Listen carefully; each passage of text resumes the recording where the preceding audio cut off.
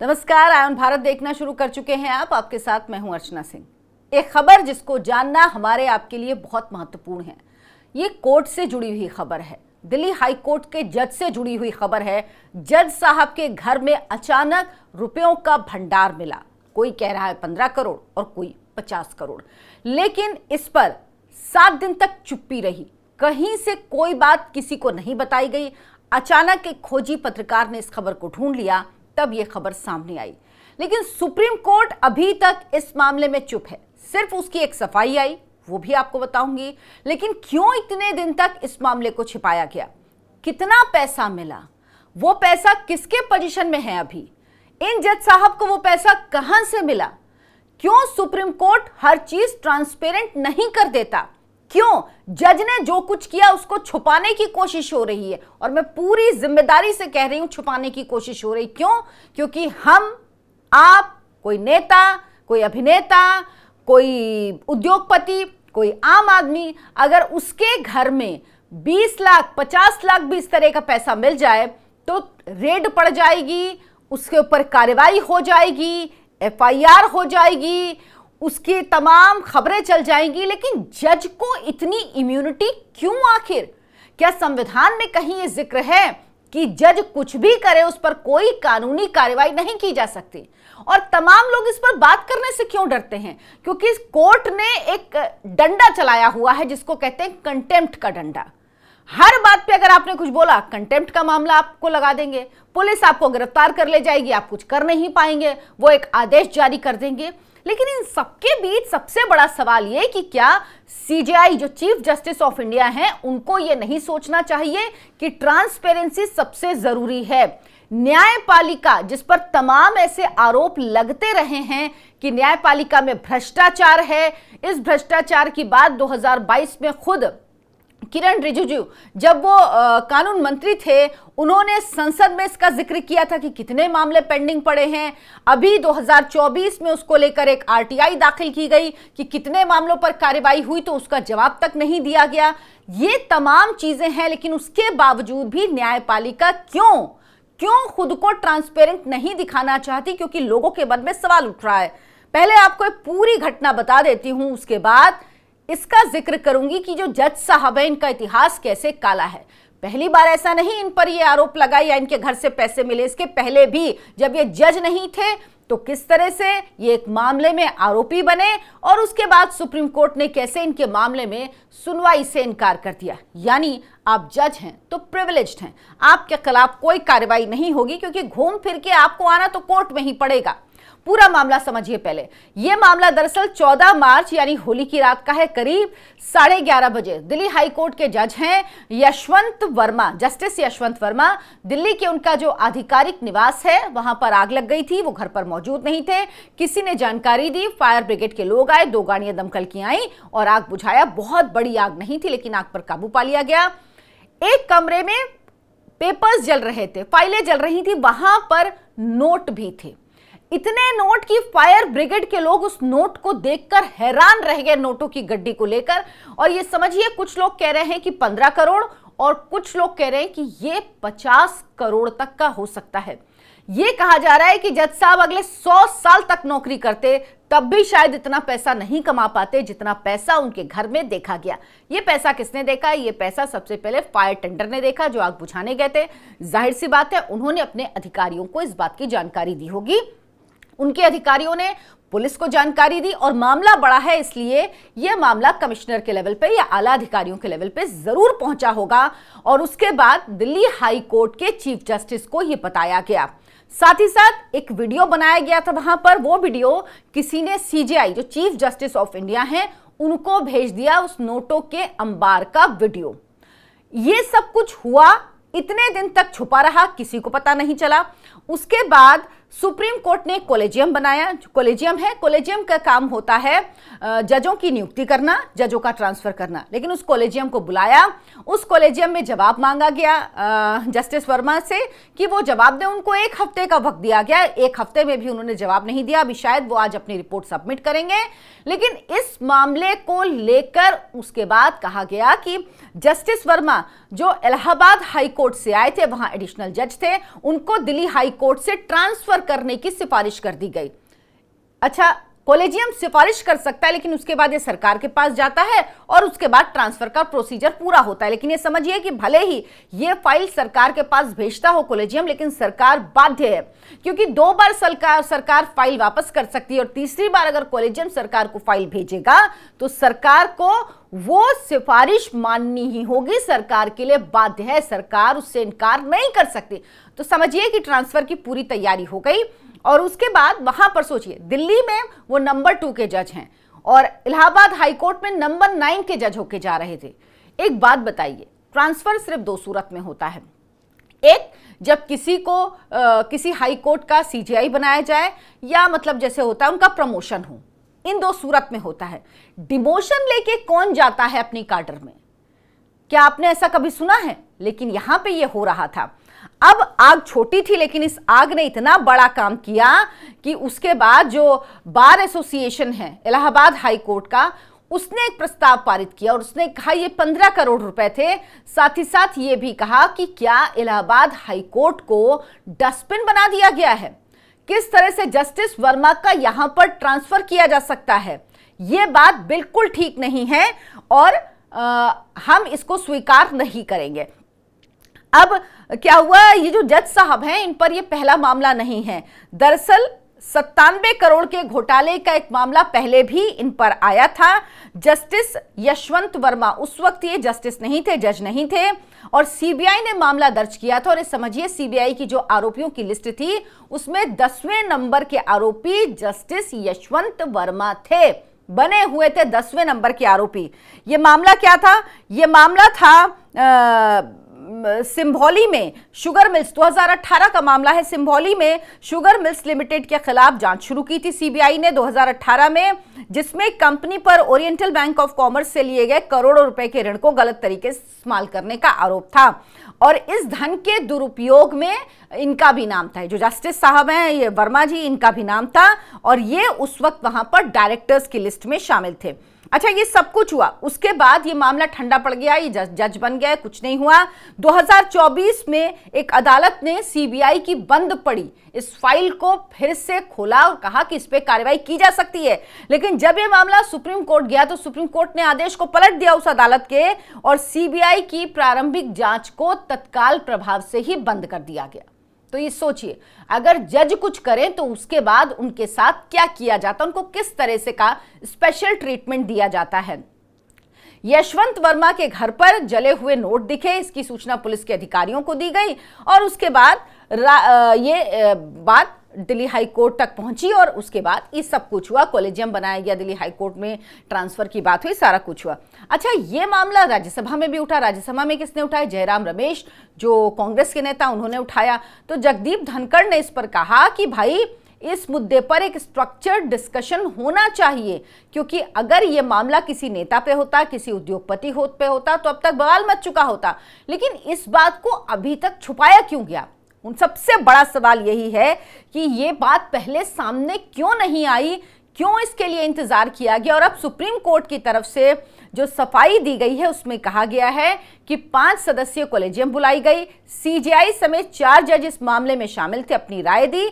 ये भी कहा जा रहा है कि कॉलेजियम में उनसे कहा गया कि आप सफाई दीजिए और कुछ जज का कहना था कि इसमें इस्तीफा लेना ही चाहिए।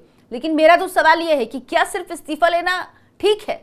और जिस विभाग में चोरी हुई है, क्या ऐसा किसी और सरकारी विभाग में होता है कि जिस विभाग में चोरी हो उसी विभाग के लोग जांच कर रहे हैं, वो भी इक्विवेलेंट आपके? ऐसा होता है क्या? कभी नहीं होता है। तो जज चुन लेगा कॉलेजियम के तहत, जज की जांच कर लेगा, ये सिस्टम क्या है? और जो राज्यसभा के चेयरमैन है जगदीप धनखड़, उन्होंने इनडायरेक्टली एनजेएसी, जो नेशनल जुडिशियल कमिटी आई थी, अकाउंट कमिटी आई थी, उसका जिक्र भी किया कि इसको अगर लागू कर दिया जाता तो ट्रांसपेरेंसी होती, इस तरह के मामले सामने आते तो उन पर कार्रवाई हो पाती। जजों ने अपने खिलाफ आने वाले लोकपाल को भी रद्द कर दिया था, वो भी नहीं होने दिया।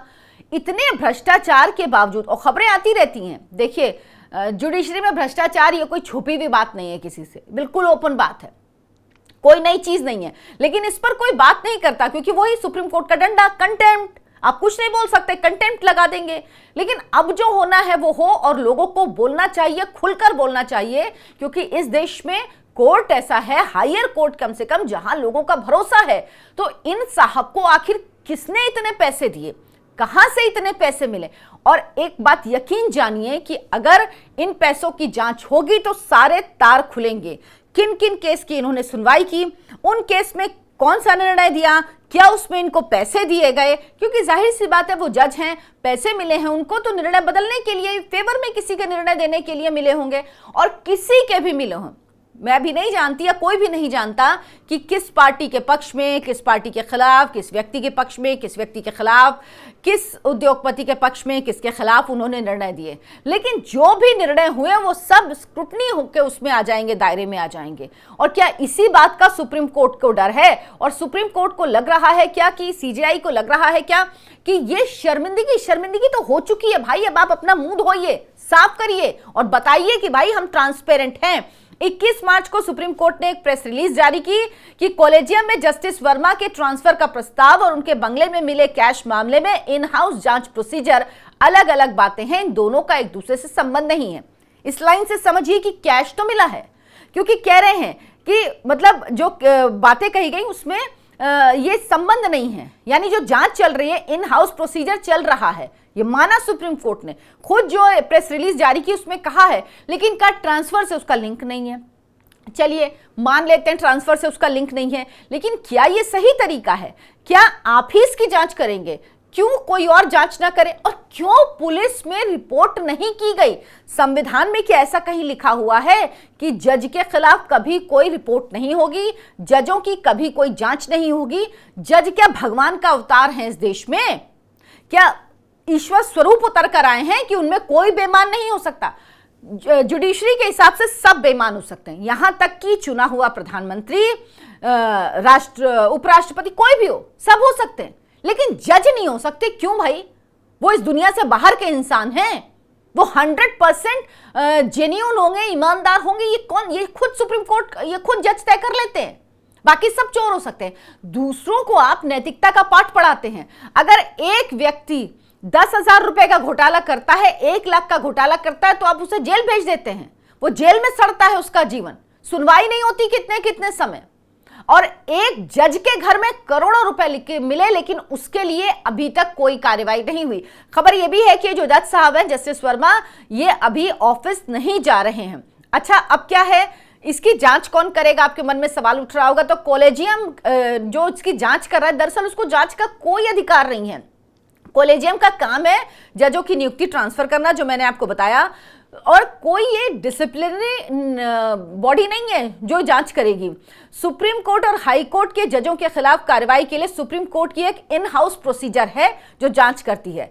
अगर किसी हाई कोर्ट जज के खिलाफ शिकायत आती है तो हाई कोर्ट के ही चीफ जस्टिस उसे देखते हैं, छोटी मोटी शिकायतों को रद्द कर दिया जाता है और इसकी जानकारी सीजेआई को दे दी जाती। देखिए, छोटी मोटी शिकायत है ना, वो ये खुद तय कर लेते हैं। आपके हमारे मामले में ऐसा होगा क्या कि छोटी मोटी शिकायत है तो हमने इन हाउस ही खत्म कर दिया?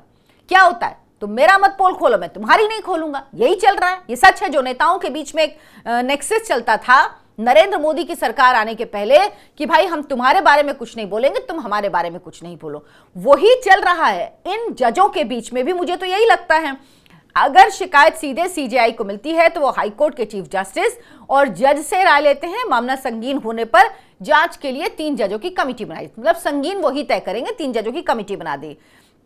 सुप्रीम कोर्ट के जज पर आरोप होने पर कमेटी 3 सुप्रीम कोर्ट के जज होते हैं। सीजेआई के खिलाफ शिकायत के लिए, इस प्रक्रिया के लिए कोई अलग नियम नहीं है, उनके खिलाफ भी यही होता है।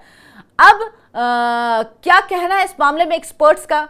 एक्सपर्ट कहते हैं कि संविधान के अनुच्छेद 124/4 में सुप्रीम कोर्ट के जजों और 217/1 में हाई कोर्ट के जज को महाभियोग की प्रक्रिया से हटाने का प्रावधान है। आपको बता दूं, इस देश में महाभियोग कई बार लाया गया, लेकिन आज तक किसी भी जज को महाभियोग की प्रक्रिया से हटाया नहीं गया है। आजादी के इतने साल बाद भी किसी एक जज को महाभियोग की प्रक्रिया से हटाया नहीं गया।